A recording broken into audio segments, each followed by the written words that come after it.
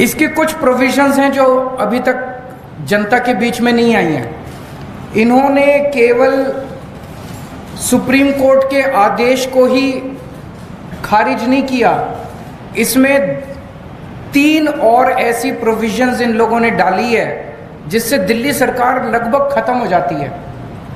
इसके अंदर इन्होंने लिखा है कि अगर कोई मंत्री अपने सेक्रेटरी को कोई आदेश देगा तो सेक्रेटरी के पास ये पावर दे दी गई है, सेक्रेटरी डिसाइड करेगा कि मंत्री का आदेश लीगली ठीक है कि गलत है। अगर सेक्रेटरी को लगता है कि मंत्री का आदेश लीगली ठीक नहीं है तो सेक्रेटरी मंत्री का आदेश मानने से इनकार कर सकता है। ये दुनिया के अंदर पहली बार हो रहा है कि सेक्रेटरी को मंत्री का बॉस बना दिया। आपको 2 उदाहरण देता हूं, अभी पिछले हफ्ते हुए हैं दिल्ली सरकार में। विजिलेंस सेक्रेटरी को सौरभ भारद्वाज जी ने आदेश दिया वर्क एलोकेशन ऑर्डर की ऐसे ऐसे होगा। विजिलेंस सेक्रेटरी ने अपने आप को अब एक दिल्ली सरकार के अंदर इंडिपेंडेंट अथॉरिटी डिक्लेयर कर दिया है। वो कह रहा है कि इस ऑर्डिनेंस के आने के बाद मैं ना तो चुनी हुई सरकार के प्रति जवाबदेह हूँ और एलजी के प्रति भी जवाबदेह, मैं उस अथॉरिटी जो बनाई है उसके थ्रू जवाबदेह हूँ। तो डे टू डे फंक्शनिंग के लिए विजिलेंस सेक्रेटरी कह रहा है मेरा कोई बॉस नहीं है, now I am an independent authority. तो इस तरह एक और केस के अंदर एक जगह झुग्गियां टूटी। जो हमारा दिल्ली सरकार का वकील था उसने कोर्ट में बहुत कमजोर दलीलें दी। ऐसा लगा कि वकील दूसरी पार्टी से मिला हुआ है। मंत्री ने आदेश दिया कि अगली हेयरिंग में हमें कोई अच्छा सीनियर एडवोकेट हायर करना चाहिए। तो सेक्रेटरी फाइल पे लिखती है कि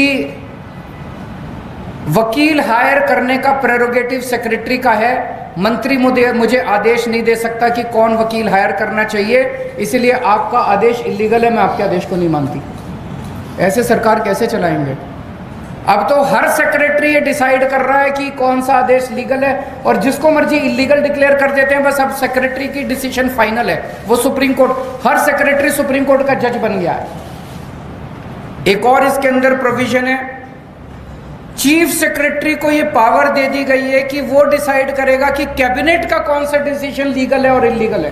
कैबिनेट सुप्रीम होती है, जैसे देश की कैबिनेट सुप्रीम है, राज्य की कैबिनेट सुप्रीम होती है।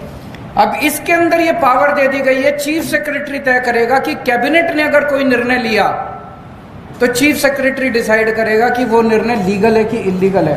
अगर उसे लगता है कि इलीगल है तो वो एलजी को रेफर करेगा और एलजी को पावर दी गई है, वो किसी भी कैबिनेट के डिसीजन को पलट सकता है। आज तक भारत के इतिहास में, दुनिया के इतिहास में ऐसा कभी नहीं हुआ कि ब्यूरोक्रेसी को मंत्री के ऊपर सेक्रेटरी को बिठा दिया और कैबिनेट के ऊपर चीफ सेक्रेटरी को बिठा दिया।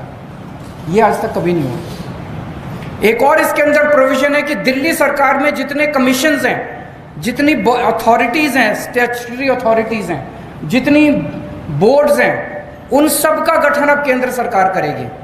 तो दिल्ली जल बोर्ड का गठन अब केंद्र सरकार करेगी, तो वही चलाएंगे फिर water sector. Delhi transport corporation का गठन अब केंद्र सरकार करेगी, तो वही चलाएंगे ट्रांसपोर्ट सेक्टर।